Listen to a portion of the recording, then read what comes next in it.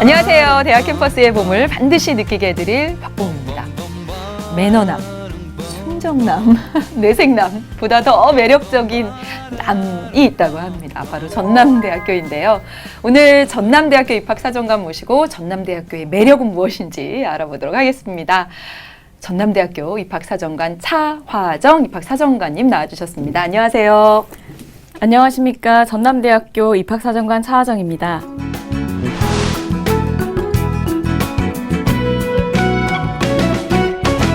전남대학교 나와주셨고요. 입시한 라인의 뇌생남 김성길 선생님 나와주셨습니다. 예, 안녕하세요. 연수여자고등학교 김성길입니다.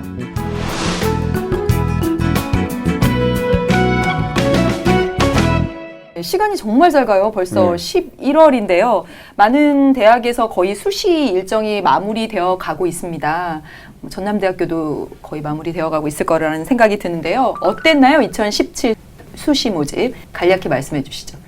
네, 현재 수시 모집 선발이 진행되고 있습니다. 저희 전남대학교는 2017학년도 수시 모집에서 2,734명을 모집하는데요.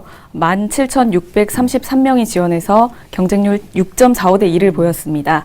올해 전국 대학의 수시 모집 지원자가 전반적으로 감소된 것을 감안하면 비교적 높은 경쟁률로 보이고요. 네. 다양한 요인이 있겠지만 아마 전남 나주에 형성된 빛가람 혁신도시에 정부 공공기관 16개가 이전한 데 따른 취업 기대 심리가 적용된 것이라고 판단됩니다.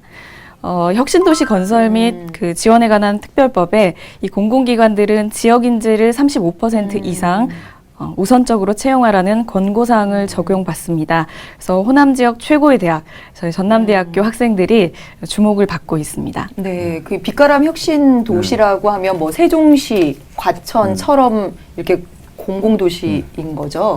네, 그래서 지역 인재를 35% 뽑아라라고 하는 그 법률이 분명히 이 학생들에게 유리한 점이 될 것 같습니다. 수시를 지원한 학생들, 전남대학교에 지원한 학생들은 아마 떨리는 마음으로 이 방송을 보고 있을 텐데요. 수시 남은 일정에 대해서 소개를 해주시죠. 네, 지난달 13일에 수시 모집 1단계 합격자를 발표한 상태고요. 이번 달에 2단계 면접을 진행합니다.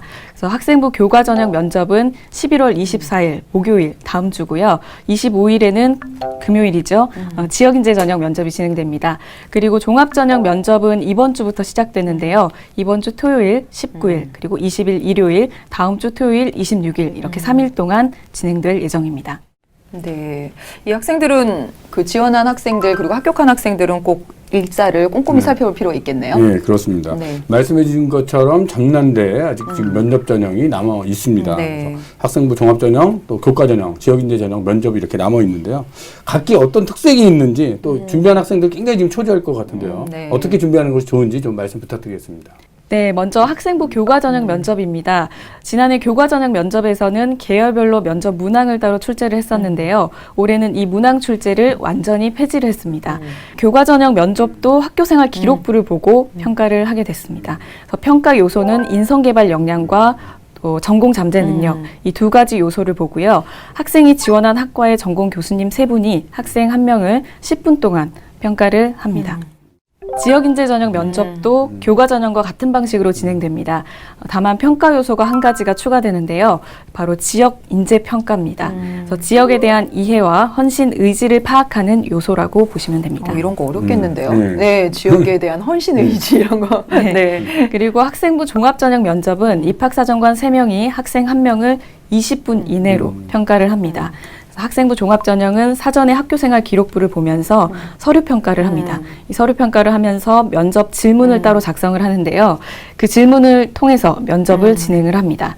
평가 요소는 크게 학업수행 역량과 인성 역량 이 두 가지로 나뉘는데요. 다시 학업수행 역량은 전공에 대한 준비도 그리고 학업적 발전 가능성 또 진로에 대한 열정 이렇게 세 가지로 세분화됩니다.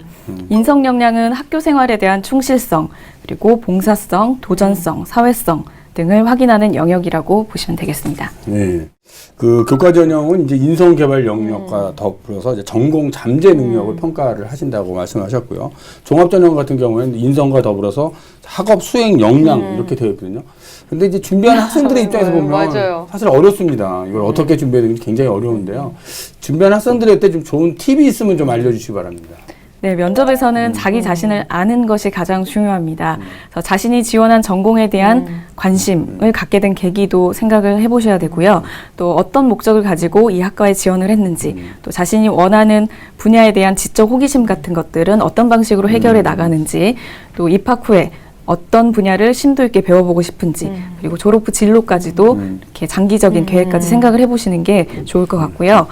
학생들이 조금 부담을 느끼는 영역이 학생부 교과 전형에서는 전공 잠재 능력, 그리고 종합 전형에서는 학업 수행 역량 이렇게 두 가지입니다.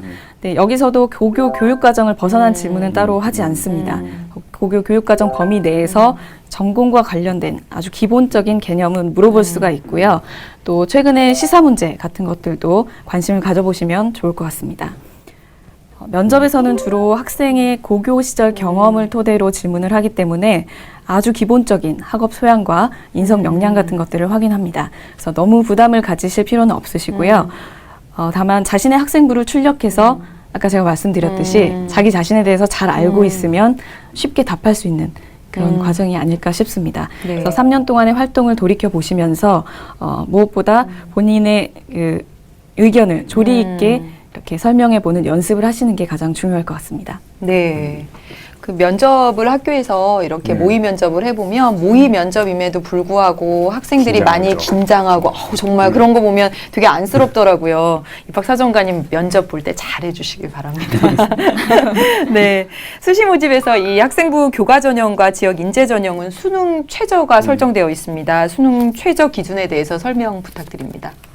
네, 학생부 교과 전형과 지역인재 전형에는 수능 최저학력 기준이 설정되어 있습니다. 수능 최저 기준은 모집 단위별로 분류가 되어 있는데요. 표를 보시면서 말씀을 드리겠습니다. 먼저 의예과, 의과대학 의예과는 국어, 수학, 영어, 탐구 중 4개 영역의 합이 5등급 이내이시면 되고요. 수의예과는 6등급 이내의 점수를 충족시키시면 됩니다. 그리고 나머지 모집 단위는 표를 보시고 학생이 지원한 모집 단위별 수능 최저학력 기준을 꼭 확인하실 필요가 있습니다. 네, 그리고 수능에서 또 수학